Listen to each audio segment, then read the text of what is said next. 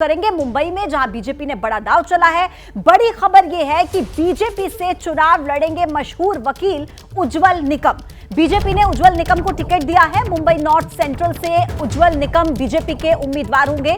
पूनम महाजन का टिकट यहां से काट दिया गया है। जाने माने वकील हैं उज्जवल निकम। इन्होंने ही आतंकी कसाब को फांसी दिलाई थी और कई ऐसे बड़े केस जिसमें उज्जवल निकम ने बहुत महत्वपूर्ण भूमिका अदा की, उनमें से कई ऐसे केस थे, चाहे वो मर्डर केस हो या फिर आतंकवादियों से जुड़े केस हो, 26/11 जिसमें आतंकी कसाब को फांसी दिलाई गई, गुलशन कुमार मर्डर केस हो या फिर प्रमोद महाजन केस हो, इन सभी केस में बहुत बड़ी भूमिका उज्जवल निकम की रही। और अब बीजेपी ने यहां से एक बड़ा दांव चलते हुए मुंबई नॉर्थ सेंट्रल से उज्जवल निकम को टिकट दिया है। बीजेपी के उम्मीदवार हैं उज्जवल निकम और पूनम महाजन का टिकट यहां से काट दिया गया है। सूरज मेरे सहयोगी ज्यादा जानकारी के साथ इस वक्त सीधे जुड़ गए हैं। सूरज, उज्जवल निकम एक ऐसा चेहरा जिन्हें हमने बड़े बड़े केसेस में देखा कि उन्होंने जीत हासिल की। जब ऐसा एक व्यक्ति बीजेपी की तरफ से चुनावी मैदान में उतरा है, निश्चित तौर पर लोग ऐसे लोगों से कनेक्ट कर पाते हैं, ऐसे प्रत्याशियों से। बीजेपी को कितना फायदा इसका मिल सकता है? जी बिल्कुल, देखिए पूनम महाजन को लेकर बीजेपी के पास खास अच्छी रिपोर्ट नहीं आ रही थी, ऐसे बीजेपी के लोग ही दावा करते थे।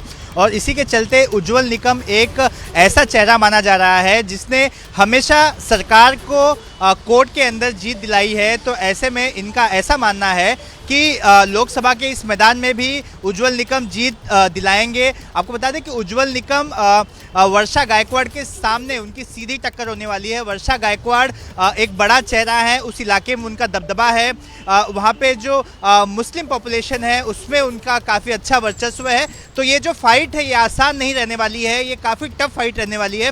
उज्जवल निकम की बात बता दें तो 91 में से लेकर 93 के जो ब्लास्ट थे, मुंबई का 26/11 का जो धमाका था, इसके अलावा गुलशन कुमार हत्याकांड, प्रमोद महाजन हत्याकांड जैसे जितने भी हाई प्रोफाइल मामले हैं जो उस समय देश में चर्चा का विषय थे, ऐसे मामलों को उन्होंने कोर्ट में रिप्रेजेंट किया है। कांग्रेस की सरकार रही हो, बीजेपी की सरकार रही हो, हर सरकार में उन्हें बड़े केसों का दामोदार दिया गया था और इसको उन्होंने बखूबी निभाया भी। कोर्ट में लड़ाई भी लड़ी और लोगों को सलाखों के पीछे भी पहुंचाया उन्होंने।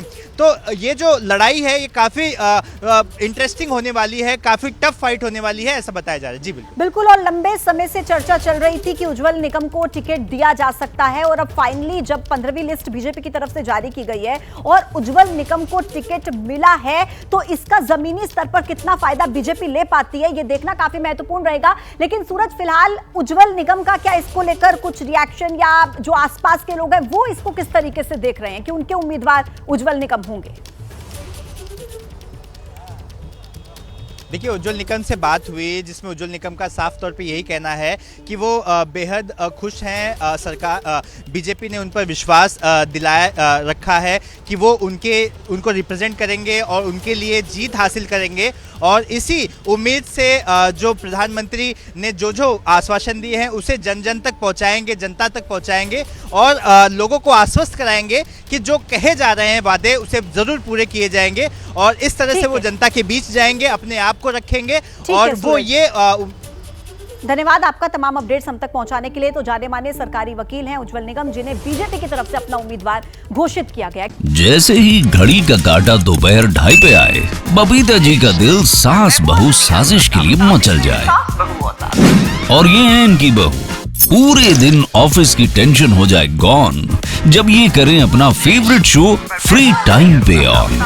इनकी तरह आप भी देखिए अपना फेवरेट शो अपने टाइम पर और डाउनलोड कीजिए एबीपी लाइव ऐप अपने स्मार्ट टीवी पर।